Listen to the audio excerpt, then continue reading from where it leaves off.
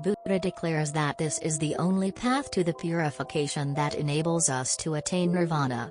The Eightfold Path consists of right view, right intention, right speech, right action, right livelihood, right effort, right mindfulness, right concentration.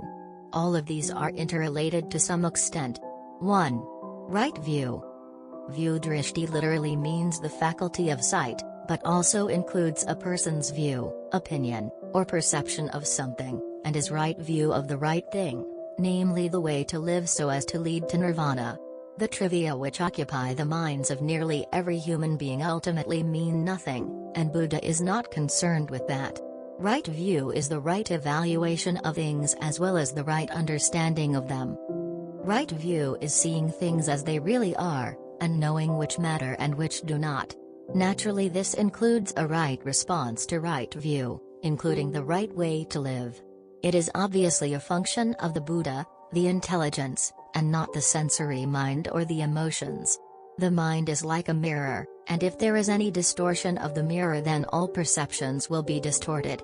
So right view presupposes right condition of the mind.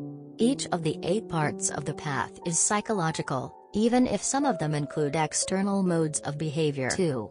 Right intention. Sankalpa means resolution, will, determination, and intention. Obviously, right view is a prerequisite of right intention. Right intention, again, is focused on the right subjects, the ones that matter. It controls the direction of our life and the way we will live it. Certainly, right intention includes a right understanding of the need to live and act in perfect accordance with the highest standards. This does not admit of superficiality, mere dabbling, or moseying along through life. Self-discipline is another requisite to carry out right intention. The intention to reach nirvana and for the right reasons is the sum of right intention. 3. Right speech. Vak is speech, the ability to speak, the intelligence to speak, the thought behind speech, and the speaking itself.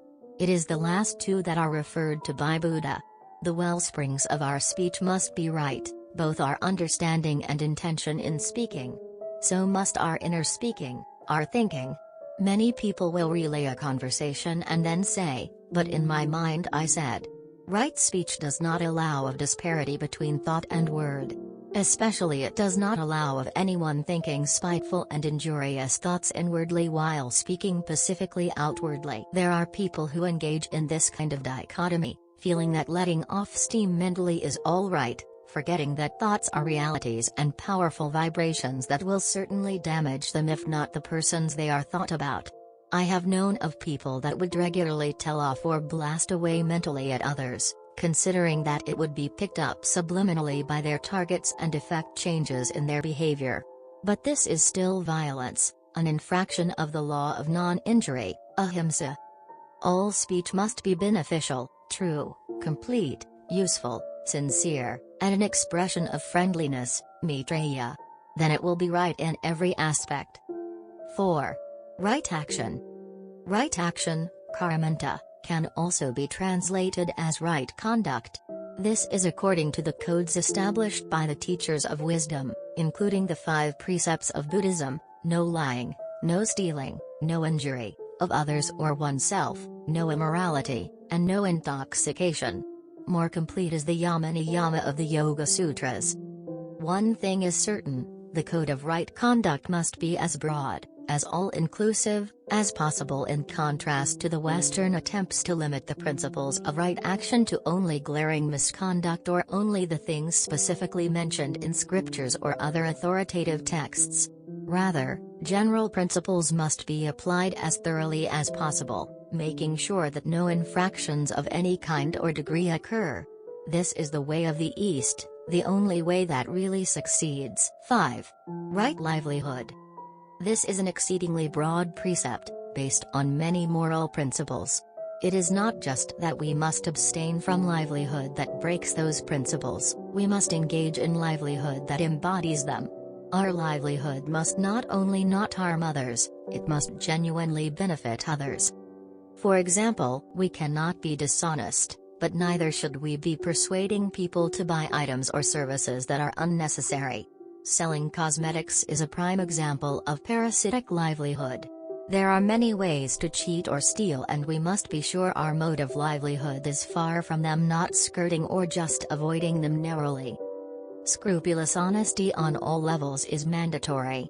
Further, livelihood encompasses our relationships with others such as suppliers, employees, government regulations, promotion, advertising, every single aspect of business. And it also includes the highest standards in all aspects, as well. As I say, the scope of this is so vast that it is impossible to spell it all out, and frankly a worthy aspirant can figure it out without having every detail set forth.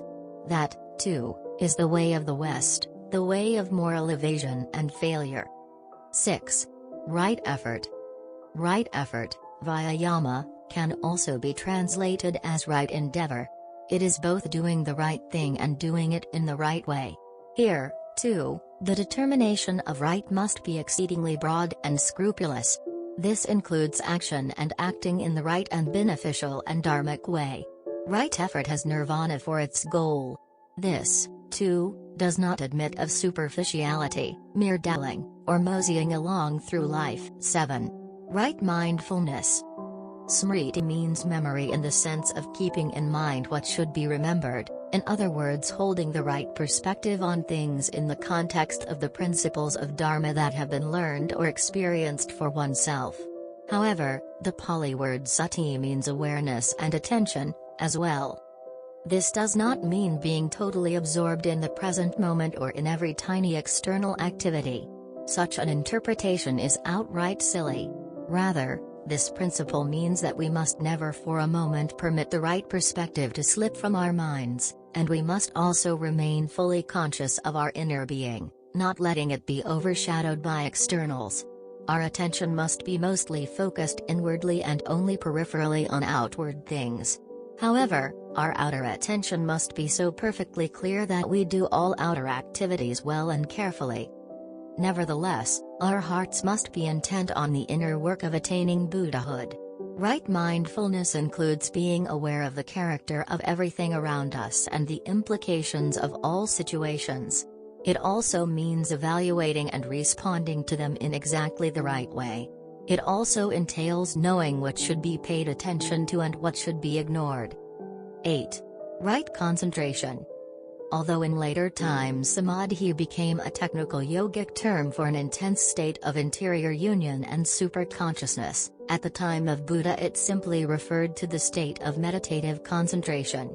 Samadhi included all meditative states, from the least to the highest, and was a matter of degree of contemplation. So samadhi could be spoken of as weak or strong, but the main point is that it must be right. Now what does that mean? It means that meditation must accomplish its sole purpose, nirvana/moksha.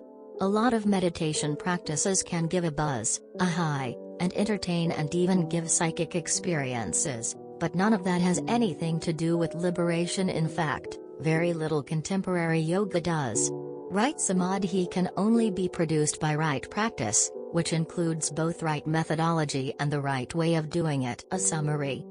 This concludes my analysis of the Eightfold Path, but I would like to include a summary taken from a Theravada Buddhist source as I think it has a value of its own. Right view equals understanding suffering, understanding its origin, understanding its cessation, understanding the way leading to its cessation. Right intention equals intention of renunciation, intention of goodwill, intention of harmlessness. Right speech equals abstaining from false speech, abstaining from slanderous speech, abstaining from harsh speech, abstaining from idle chatter. Right action equals abstaining from taking life, abstaining from stealing, abstaining from sexual misconduct. Right livelihood equals giving up wrong livelihood, earning one's living by a right form of livelihood. Right effort equals the effort to restrain defilements, the effort to abandon defilements, the effort to develop wholesome states, the effort to maintain wholesome states. Right mindfulness equals mindful contemplation of the body, mindful contemplation of feelings, mindful contemplation of the mind, mindful contemplation of phenomena. Right concentration equals the 4 stages of meditation, jhana, culminating in liberation.